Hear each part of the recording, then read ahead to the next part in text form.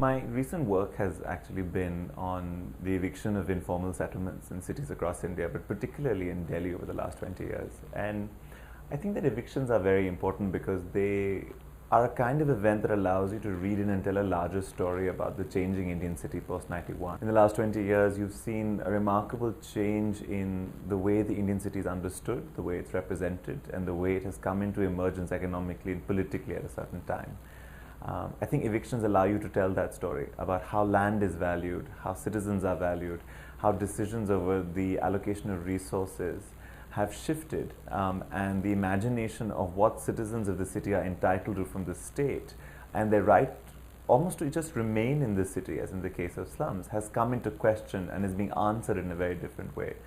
So I think when we think about the changing politics of urban poverty in Indian cities, the question of the slum, the basti, the urban poor becomes a very critical one that we must ask. And we must ask what these evictions are telling us about new political economies in the city, about new politics of land markets in the city, about new institutions and pathways by which cities are being governed, but what it means that, for example, by the fact that many of the evictions of informal settlements in Delhi were actually orders by the court in public interest litigations, as opposed to directions from the government or from planning authorities.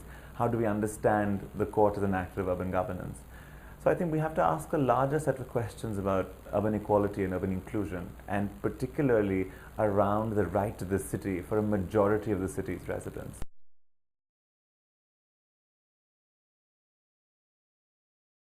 I think the world-class city is a debate that we must engage with. It is a discourse that has taken a certain salience, not just in India, but in cities across the world. And I think that in India particularly, it's associated with a certain developmental moment, a certain set of aspirations, a certain set of practices around worlding or globalizing or being part of something bigger.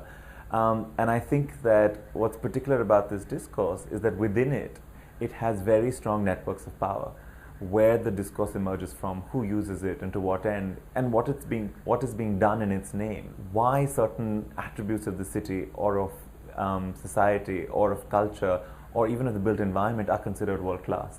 What is the basis of these definitions? What are the aspirations that it holds? And what does it say about the everyday, real lived life of Indian cities as they stand today?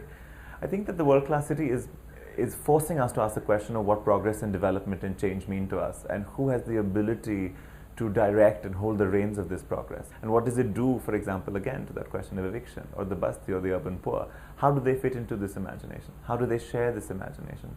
So I think that whether we like it or not, we have to think about what imaginations exist for cities and what they are trying to transform themselves into, because it has become a fundamental question of contemporary India.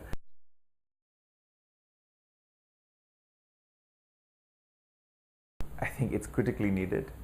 It's difficult, it's ambitious, it's a little bit insane, and I think that's exactly what our cities are pushing ourselves to create in response to the complexities that they are throwing at us. So I think that the IIHS has its mandate just right, and the question is how far and how quickly can we get there, because the need for a new way of thinking about the settlement in terms of its interdisciplinarity, in terms of its complexity, and in terms of the insistence on keeping the real city, not the theoretical city, but the city of practice and of everyday life at the heart of the learning at IIHS, I think is an incredibly strong departure from existing institutions and cultures of knowledge we have in terms of the city. And I think that it is something that I am really looking forward to and watching to see how it develops.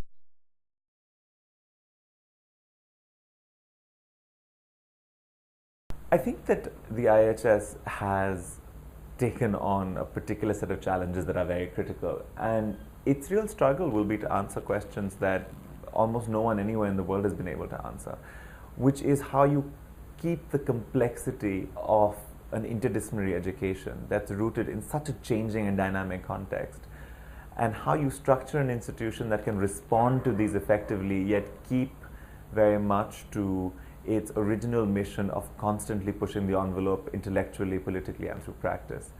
I think it's going to be a challenge to see how IIHS holds on to this complexity but manages yet to be accessible as a place to practitioners, researchers, and students in particular, without rendering them either paralyzed and unable to act, but also not leaving them without a sense of how difficult it is to act in the reality of Indian situations. And I think that balance between accessibility and complexity is going to be IIH's biggest challenge and what it's taken on.